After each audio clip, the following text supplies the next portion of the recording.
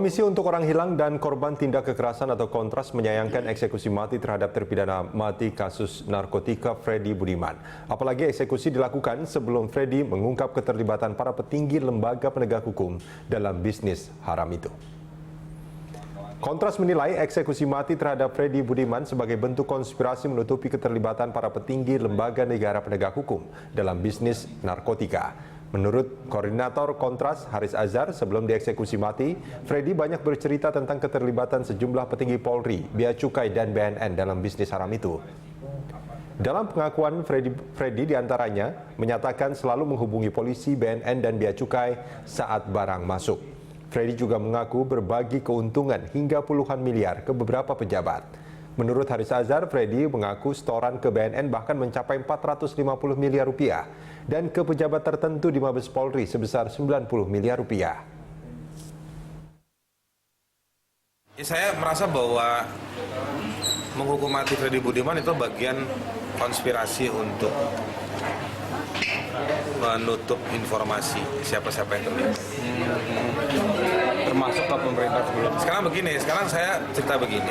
Terus orang mau bongkar. Ketika kita mau bongkar, Freddy Budiman udah meninggal. Saya mau tanya di Republik ini siapa yang bisa ngidupin orang mati?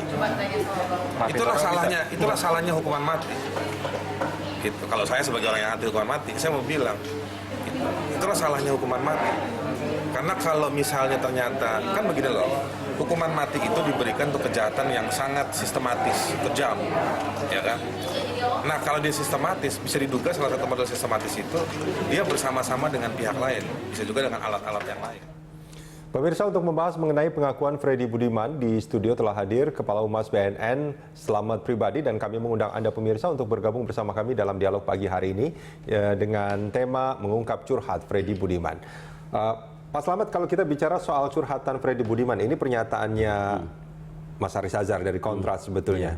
Dan disebutkan ada beberapa oknum di BNN dan juga di kepolisian, bahkan pejabat BNN yang juga terlibat dalam bisnis haram itu. Nah, ini gimana respon dari BNN, gimana Mas? Ya, Pak Budi Waseso menanggapi informasi ini apresiasi ya, memberikan apresiasi terhadap laporan ini. Beberapa hal yang beliau sampaikan, pertama, beliau akan tetap bekerja. Meskipun ada isu seperti ini, tidak akan melemahkan kebijakan strategis soal pencegahan dan pemberantasan. Itu komitmen beliau. Yang kedua, kalau Kontras mau membuktikan, dipersilahkan. Itu dukungan beliau, dipersilahkan. Minimal memberikan informasi yang konkret tentang informasi ini. Terus kemudian yang ketiga, kalau ada penegak hukum yang mau melakukan investigasi di BNN soal informasi ini, BNN membuka diri. Yang keempat, kalau memang ketemu ada orang-orang pejabat BNN yang ditulis dalam surat itu, kalau benar ini ya, itu akan melakukan tindakan tegas kepada yang bersangkutan. Persoalannya, info ini belum konkret sama sekali, karena kalau memang ini sebagai petunjuk awal, idealnya siapa berbuat apa diapakan, kapan, di mana, bagaimana caranya, standar minimal itu terpenuhi. Standar minimal, artinya? Harusnya, idealnya begini, ini belum terpenuhi sama sekali. Artinya proses penyelidikan tidak mungkin dilakukan? Bisa terjadi. Kita tidak bisa menutup kalau ada informasi ini. Ya. Tidak bisa menutup, langsung close nggak bisa. Tetap harus kita laksanakan. Kita kelola informasi ini sesuai dengan taktik dan teknis dalam penyelidikan dan penyidikan. Ini kan sebetulnya apa yang ditulis oleh Haris Azhar ini cukup lama sebetulnya, bukannya pas kemarin peristiwa itu terjadi. Saya kurang tahu kenapa Kang Haris memblow up besar-besaran, kurang sedikit pelaksanaan eksekusi. Dan di blow up lebih besar ketika setelah eksekusi menjadi viral, berkembang terus ibarat bola salju. Ya, kalau seandainya kan dipublish besar menjadi viral 2 bulan saja atau mungkin kurang 10 hari sebelum eksekusi, pasti Freddy kita bond. Atau kita yang datang dengan tim, pasti kita interogasi habis, siapa sih orang itu yang kamu tunjuk. Gitu. Kita harus lihat bahwa pecandu itu cara ngomongnya memang begitu. Freddy Budiman pecandu? Saya kurang tahu, tapi ciri-ciri pecandu itu cara berbicara begitu. Orang lain itu salah semua, hanya dia yang paling benar. Oke. Itu ciri-ciri pecandu. Saya kurang tahu karena saya bukan penyelidiknya, bukan penyidiknya kepada yang besar. Tapi saya menghadapi ratusan pecandu, ya memang seperti itu. Oke, tapi kan ini kan juga dugaan juga kalau Mas Slamet bicara bahwa ini apa namanya? Dugaan juga, Oke. ya dugaan. Tapi kalau saya menyimpulkan dari sekian ratus pecandu dia memang ngomongnya begini, kayak begitu. Tapi saya menduga si Freddy, bukan. Oke. Bukan kewenangan saya untuk menduga. Tapi kalau saya menyimpulkan secara umum, salah satu ciri-ciri pecandu kalau berbicara ya seperti itu. Oke, kalau di tulisannya Haris Azhar itu juga menyatakan bahwa Freddy Budiman sebetulnya ya dia mengakui kesalahannya.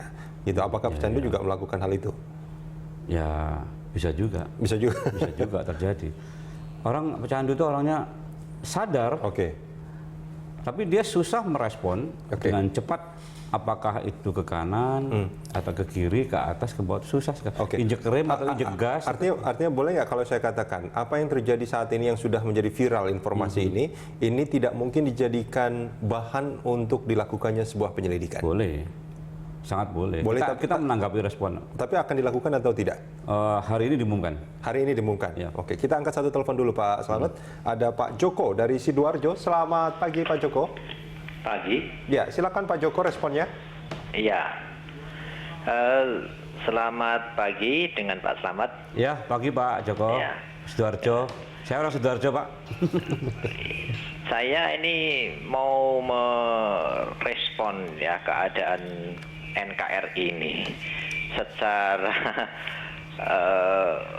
dari pengakuan Freddy ke Kontras. Itu sebenarnya masalah klasik Pak di Indonesia.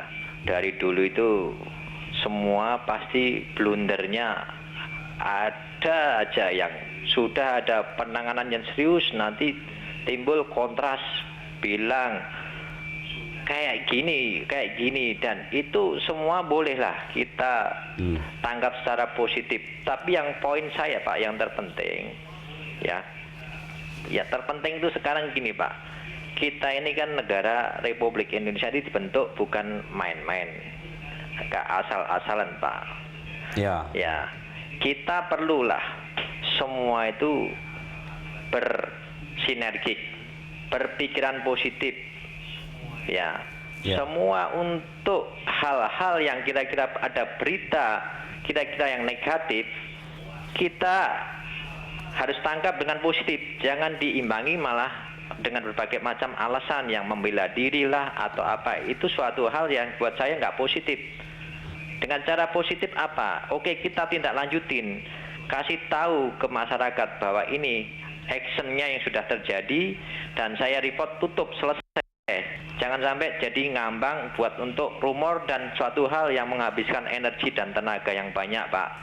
Jadi saya buat Bapak dan BNN ini mohon dengan sangat, tolonglah hal-hal yang suatu hal yang ada berita yang sangat menjadi rumor besar karena seorang Freddy menjadi suatu hal di BNN jadi lemah.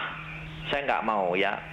Tolong tetap jalankan sesuai dengan real yang ada Bapak, tapi tunjukkan, jangan hal ini terus setelah itu tutup, selesai, tidak ada.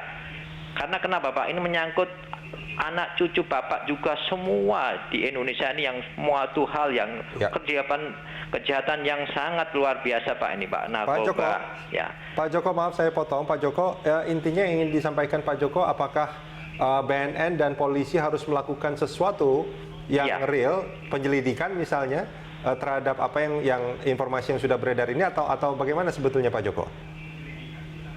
Betul. Jadi jangan membela diri Pak, jangan Pak. Kita sekarang harus duduk sama, ya. Misalkan satu hal kita ngomongkan ada oknum yang memang berbuat, oke, selesaiin secara, kita jangan emosi, jangan saling membela diri itu termasuk emosi, Pak, saya pikir. Karena Jadi- nggak positif, Pak. Jadi Penting berbuat kita atau tidak introspeksi. berbuat ya, Pak? Iya, di dalam, oh ya ada, selesaiin, Pak. Tunjukkan. Jadi Ya. berbuat atau tidak berbuat kita putuskan, Pak ya. Betul, dengan kontras pun juga gitu. Asal jangan misalkan itu dari data yang benar atau dia mau cuma pingin suatu hal yang di publik, wah ini kayak gini. Kita juga harus tegah hal-hal kayak Oke. gitu. Baik. Menguras energi yang banyak. Jadi intinya tolong dari pihak yang bertanggung jawab dalam arti ini adalah yang dituduhkan dalam ini BNN, tolong tunjukkan ke Oke. masyarakat dengan cara dengan Polri atau dengan TNI suatu hal nyata, bukan nanti setelah itu hilang. Baik, Pak Joko. Jadi itu aja saya dari Pak terima Joko, kasih. Pak Joko, Ya. kalau menurut Pak Joko dengan informasi yang beredar ini ada keterlibatan oknum-oknum ini, Pak Joko percaya dengan informasi itu? Kalau saya Pak, kalau saya pribadi Pak, saya sudah prihatin dengan negeri ini Pak. Oke, Saya percaya ada itu, Baik. cuma jangan terus dibuat energi ini kita sangat-sangat suatu hal yang kita jadi antipatik, orang takut semua untuk Baik. melakukan tindakan yang sebenarnya ini wajar, kita hukum mati, udah hukum aja memang undangnya gitu. Baik. Kalau Pak ada Joko. oknum yang terlibat, sudah tindak tegas saja. Baik, Pak Jangan Joko. terlalu emosi Pak, oke Pak?